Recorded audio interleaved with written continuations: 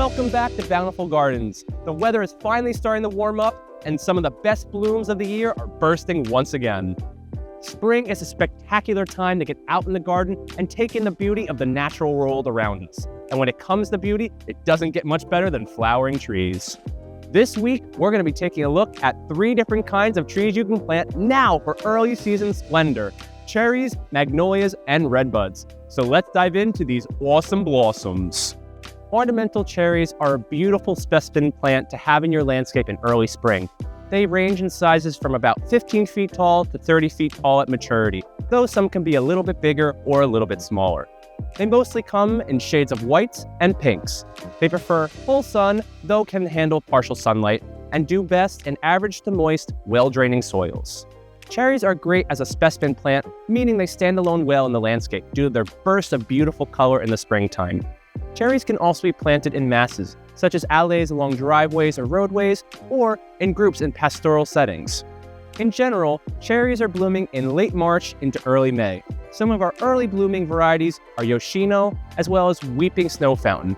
Some of the ones you see blooming right now are Kwanzan and Flagpole cherries. My absolute favorite out of the flowering cherries is going to be the Kwanzan, or Kanzan. Both names are used interchangeably, but Kanzan is technically the more accurate spelling. These trees were created as a result of selective breeding all the way back in the Edo period in Japan, and were given as a gift to the United States in 1912 by the mayor of Tokyo. These are the famous trees that you'll see all around the basin in Washington, D.C., and all over Central Park. Notably, compared to the Yoshino cherry, which flowers early without any leaves, the Kwanzan flowers just a little bit later and produces both its flowers and leaves at the same time, giving you a beautiful combination of green and pink. The petals from flowering cherry trees are edible and are commonly used to make a tea, traditionally called sakura tea. It's one that helps to bring you peace. So take yourself over to a cherry tree, get some petals, and add some calm to your day. No matter what variety of cherry tree you choose, you'll be enjoying yearly bursts of spring color for decades to come. Now, all these flowering cherries we discussed are ornamental varieties that don't produce edible fruit. However, if you're looking to start a food forest, we're happy and excited to let you know that we've expanded our selections of fruit-bearing plants from cherries, apples, nectarines, plums, and so many more. Additionally, if you're looking to plant native, we also carry black cherry, which, second to oaks, supports the largest amount of wildlife species in all of North America. Up next is a fragrant, flowering wonder for any spring garden, boasting big old blooms. Let's learn about magnolias. Magnolias come in a wide range of colors and sizes, including pinks, purples, whites, and even yellows. There are some that are evergreen, like our southern magnolia here, as well as our deciduous varieties that give you a big pop of yellow in the fall, including star magnolia and saucer magnolia. Similar to cherry trees, they prefer moist to average, well-draining soil and get about 15 to 30 feet tall depending on the variety. They prefer full sunlight, though can thrive in partial sunlight.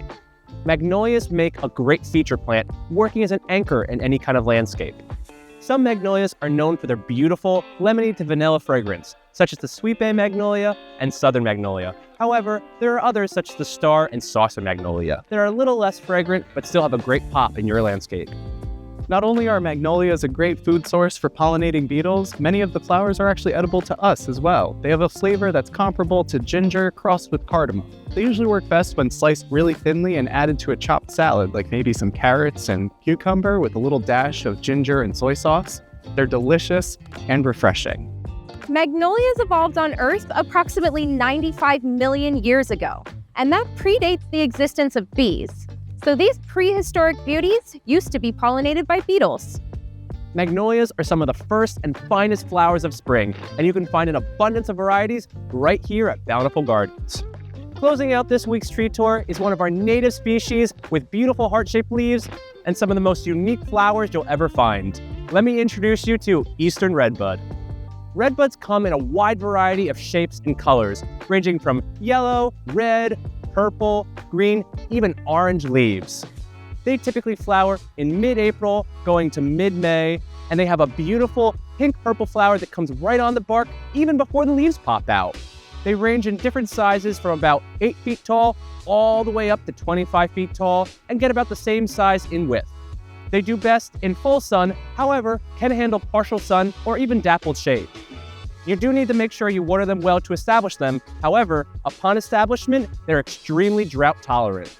A cool fun fact about redbuds is that they're in the Fabiaceae or pea family. And what this means is they take nitrogen that's in the air, fix it into a usable form by other plants, put it into the ground, and help the grass around it get even greener. Redbuds typically like to stretch out wide because they get a big, beautiful canopy. So they do best a little bit away from the house so they can get that beautiful natural shape. Another fun fact about redbuds is they're relied upon heavily by early flying bees, as they're one of the first flower sources that they feed on when they emerge from their winter slumber.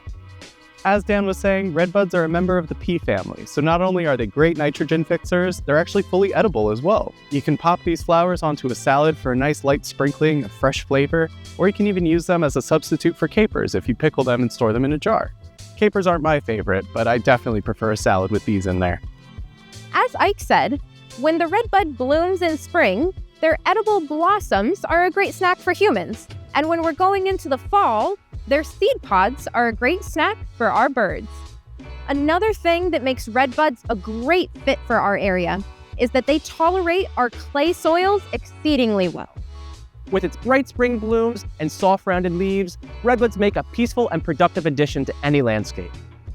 The blooms are just getting started here at Bountiful Gardens, and we have more incredible plants coming in every day. So come on down and bring your garden to life today!